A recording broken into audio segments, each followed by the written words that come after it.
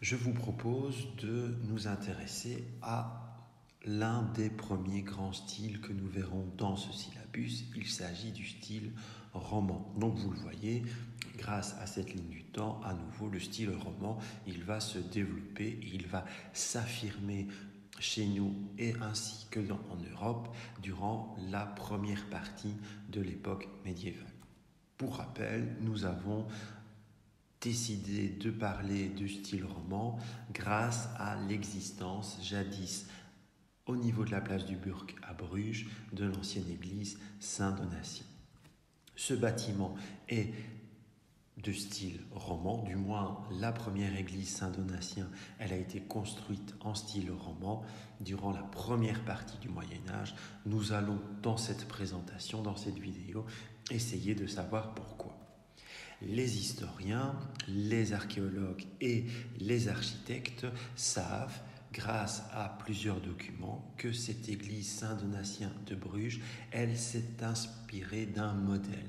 Et ce modèle, il a fait date dans l'histoire de l'époque médiévale, dans l'histoire de la première partie du Moyen-Âge. Ce bâtiment, on le retrouve au IXe siècle à Aix-la-Chapelle, une ville que vous connaissez peut-être sous le nom de Aachen.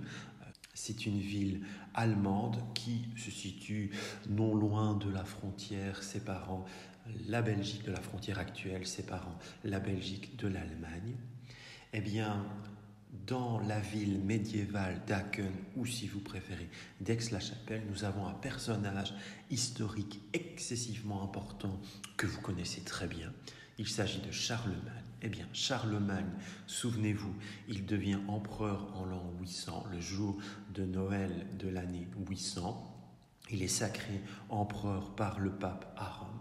Et que va-t-il faire dans la dynamique de son règne, de ce couronnement impérial? Eh bien, il va décider de se faire construire un palais impérial dans la ville d'Aix-la-Chapelle.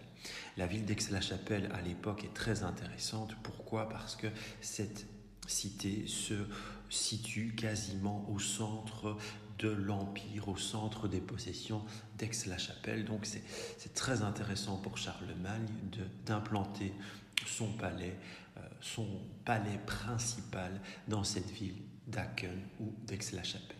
Ainsi, vous avez à l'écran un modèle, un schéma qui représente l'aspect ancien de ce palais d'Aix-la-Chapelle, car malheureusement, depuis le IXe siècle, le site a évolué et certains bâtiments ont disparu.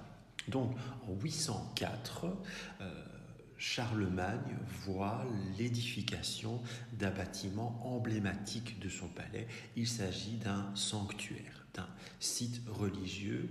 Vous le voyez à l'écran, il est mis en évidence en vert.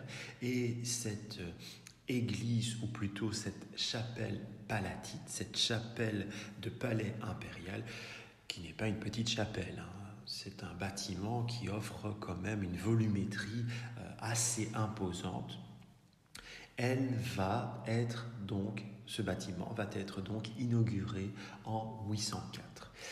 Ce bâtiment existe encore partiellement aujourd'hui et il est toujours possible d'en visiter son intérieur. Alors vous avez ici sur cette diapositive une photographie vous montrant l'intérieur excessivement riche, excessivement impressionnant de cette chapelle palatine, mais cet intérieur, il a été revu, corrigé, retravaillé durant les siècles qui ont suivi l'édification du bâtiment.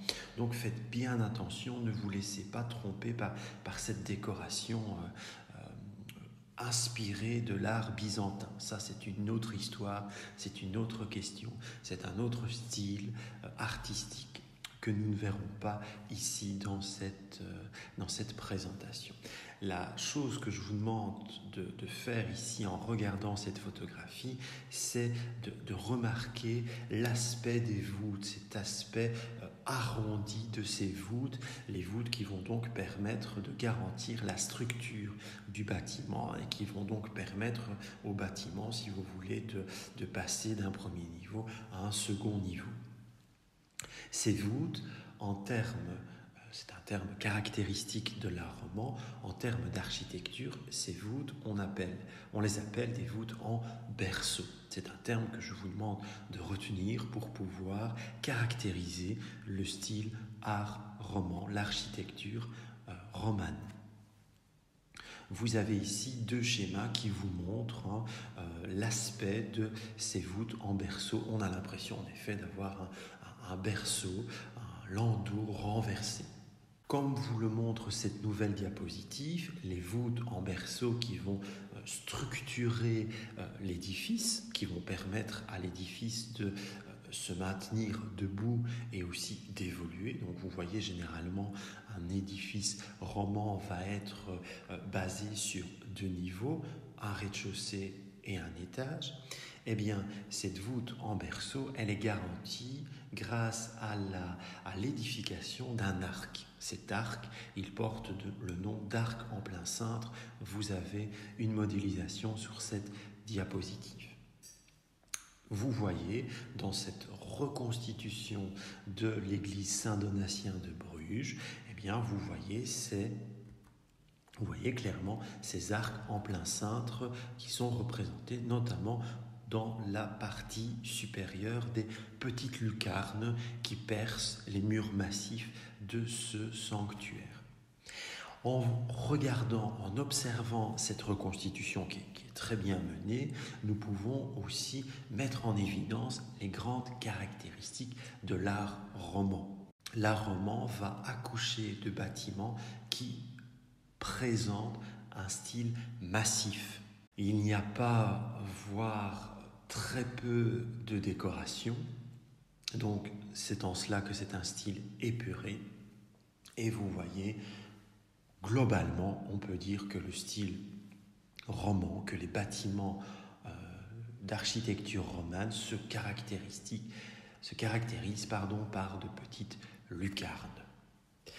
Je vous propose un autre exemple qui lui existe toujours aujourd'hui. Vous pouvez éventuellement à l'occasion aller le visiter. Il s'agit de la collégiale Saint-Ursmer de l'Aube. Ce bâtiment, nous avions déjà eu l'occasion de le voir un peu en détail lors de la présentation de l'évolution de la ville de Bruges. Alors ce bâtiment, cette collégiale Saint-Ursmer, elle a été érigée dans la première partie du Moyen-Âge, donc au niveau de la chronologie, nous sommes bons. Et lorsque l'on voit l'aspect actuel, même si le bâtiment a été réaménagé, lorsqu'on voit l'aspect actuel de cette collégiale Saint-Ursmer, eh bien nous ressentons très clairement le style roman. C'est une nouvelle fois un bâtiment épuré, massif, avec à l'extérieur en tout cas très peu de décoration, et on voit que les murs épais de ce bâtiment sont percés de petites lucarnes, et ces petites lucarnes, elles sont une nouvelle fois, la partie supérieure de ces petites lucarnes est une nouvelle fois décorée d'arcs en plein cintre. Pour rappel, une grande caractéristique de l'art roman, c'est l'innovation, si vous voulez, de cet art roman de la première partie du Moyen-Âge. En Belgique, ce n'est malheureusement pas le cas, mais en France, vous avez un nombre quand même très important de monastères et d'abbayes qui sont toujours conservés aujourd'hui et qui ont été érigés jadis durant la première partie du Moyen-Âge, durant le Haut Moyen-Âge. Et donc, ces abbayes, ces monastères ont été érigés en art roman, et à travers la France, nous avons encore beaucoup d'exemples visibles, beaucoup d'exemples qui ont survécu au siècle. Je vous montre quelques photographies. L'emplacement géographique de ces centres religieux, de ces abbayes et monastères est peu important. Nous allons juste profiter de ces quelques photographies, tout simplement pour rappeler à nouveau les caractéristiques du roman que je vous demande de bien mémoriser, de bien comprendre avant toute chose. C'est ça qui prime, bien entendu. Donc vous voyez sur cette première photographie, bien, une nouvelle fois, nous avons un ensemble architectural qui est épuré, qui semble massif. Les murs paraissent bien épais.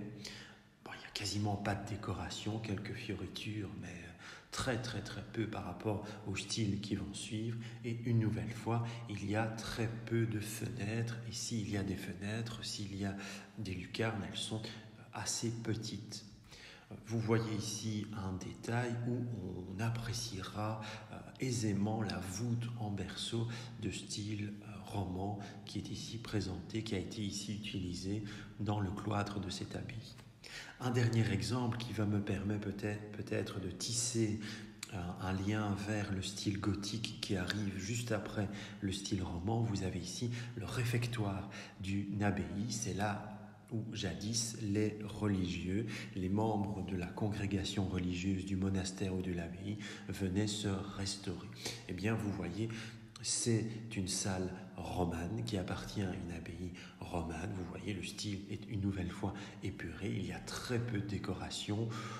Oui, d'accord, les fenêtres semblent un peu plus ouvertes sur l'extérieur. Les murs semblent davantage percés de fenêtres un peu plus grandes par rapport aux exemples que nous avons vus précédemment. Mais croyez-moi sur parole, les autres styles, et notamment le style gothique, va largement développer ces ouvertures, en tout cas plus que sur cette photographie. Je vous demande d'observer la voûte en berceau et l'arc en plein cintre qui dessine cette voûte en berceau. Vous voyez cet arc en plein cintre, il est déjà quelque peu légèrement brisé.